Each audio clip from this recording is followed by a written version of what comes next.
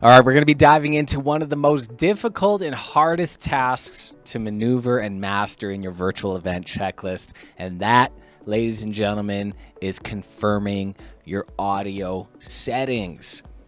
Audio is king, audio is queen. You're losing your audience right away if you have bad audio.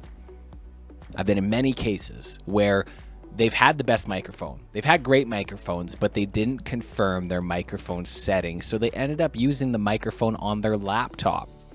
And then again, because they didn't go through their virtual event checklist to confirm all of this, they're in the middle of the meeting trying to troubleshoot, wasting time and wasting energy.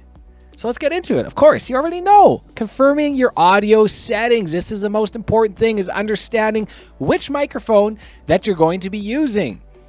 You'll find this as you start to use more and more that your voice could potentially change when you start incorporating the microphone.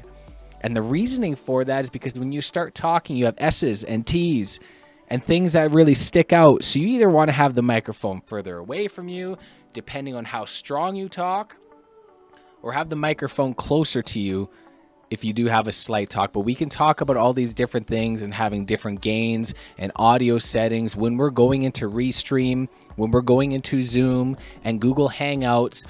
There's going to be different diffusers and gains and all of these specific settings to make your audio sound significantly better. But it's important to understand that you're testing your microphone beforehand, and you're testing the volume of your microphone. So when you go in there, you don't have somebody saying, hey, it's really hard to hear you. Test your microphone ahead of time. Understand the strength of your voice when you're speaking to the microphone. And if you do have a strong voice and you say a lot of S's and T's, you can maybe turn the microphone down a little bit so it's not putting so much of that energy directly into the microphone, but you can still hear very well. Okay, the next thing is confirming the audio settings to avoid peaking. Peaking, we'll talk about this more when you're downstairs in the kitchen, but having the microphone too close to your face or having the microphone turned up too much is going to cause significant distortion and irritation on the audience's ears, especially if you yell. I've seen so many clients when they're on a live stream or they're on a meeting and they have the headset with the microphone so close to their mouth and they start screaming because they're excited, or they start shouting because they're passionate, and because they didn't check their gain settings, it just sounds completely distorted. Keep it in the green, ladies and gentlemen, depending on the interface that you're using. Green is good, yellow is not great, red is no bueno, and we'll talk about that downstairs. The Micro Studio kit comes, the more advanced case comes with the interface, the Focusrite interface, where you can automatically turn the dial with your hand. The starter kit of the Micro Studio actually comes with a Wave 3 Elgato product, and this will be software settings that you can pre-configure. And you can actually add things like limiters and gains. And these are a little bit more advanced settings that we'll dive into another digital training. But it's important to understand how to talk to your microphone, how to use the strength of your voice to your advantage, and don't do things like peak. Because when you scream, it kind of hurts, right? So putting on diffusers and things like that to soften up your voice is extremely important. Of course, accurately placing your microphone. If you have a dynamic microphone, aka a Yeti microphone that picks up a whole room, you do not need to have that microphone within the frame.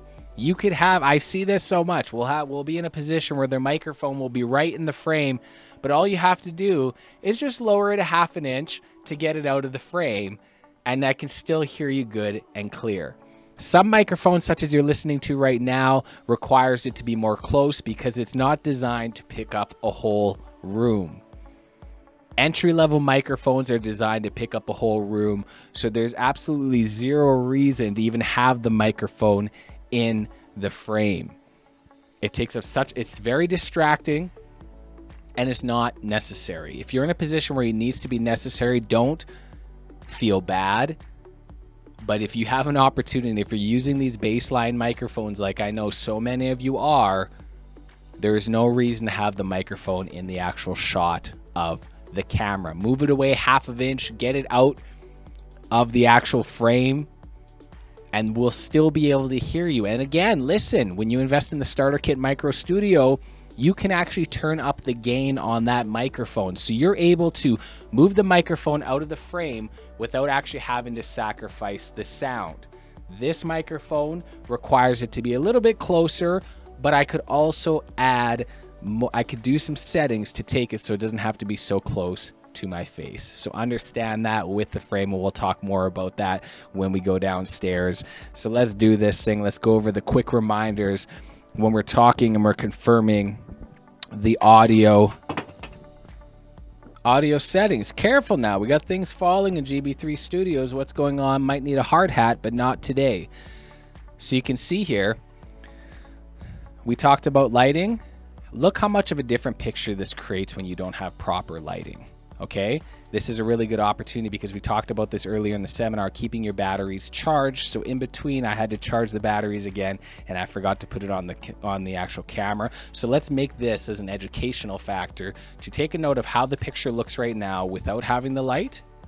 Please hold. I'll go grab the light.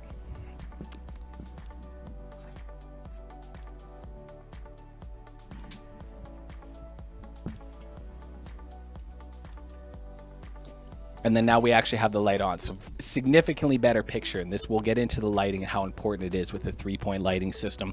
Audio, know your microphone. Know what microphone you're using. Because especially when you start implementing all this technology, you might be in a situation where you have 3 or 4 microphones in the setting, and it might pick up on the wrong setting because the default is on a different microphone. So know your microphone setting. Avoid peaking. Okay. You don't have to make out with your microphone. Some microphones are designed to have it close by, but if you have your microphone close, you need to understand you have to start speaking softer, or not speaking directly into the microphone and speaking just above the microphone, so it's not picking up on T's and S's so intensely. So you need to understand your voice and your enunciation when we go with that. So you see, ladies and gentlemen, keep your batteries plugged in, because just like that, when you're in the middle of a meeting, now we have to do this whole training without proper lighting. So I apologize for that. This is a long seminar, so these batteries have to take a long time. So I'll take a quick break.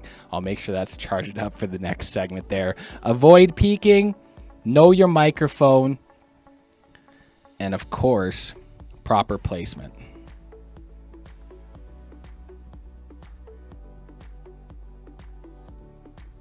Okay. Most of these microphones don't need to be in the actual frame. You can lower it down a little bit, get it completely out of the frame, and you can still be heard nicely. Okay. And it creates, again, getting away any sort of distractions or avoiding. But if you do have a microphone that's a condenser microphone, for example, a condenser microphone doesn't pick up so much outside sounds, whereas a dynamic microphone picks up a whole room. All these entry-level microphones are going to be the ones that pick up the room. So you either have to have your settings properly configured with your software, or you will learn how to actually speak with the microphone. See, these are the top 3. And again, confirm your power and battery. Make sure your batteries and everything's all plugged in so you don't have to worry about stuff like this going out. Ladies and gentlemen, you already know. Let's get back to the board. Let's do our thing. Let's do our thing. We already got to do it. Hit them with it now. Boom. We just confirmed our audio settings, ladies and gentlemen. We only have a couple more left. You're 3/4 to being virtually professional. And I'm excited for you because I'm getting excited. I feel this. I feel that we're getting close to the end of the checklist. And once you're done this seminar, you're going to have the confidence to go any sort of virtual meeting and feel great. Start to close more deals, shorten sales cycles, gather an audience, build a community, because they see that you're trying. And as human beings, when we see other people trying, we want to be associated with those people who are trying. So when they see you going through this much effort and this much emphasis on your virtual event checklist to ensure that you're providing your clients and your audience with a superior experience, they're going to see that and they're going to want to be associated with you. You already know. I'm going to send you back downstairs. I'm going to charge that battery so the light don't go out on us. And we'll talk to you soon.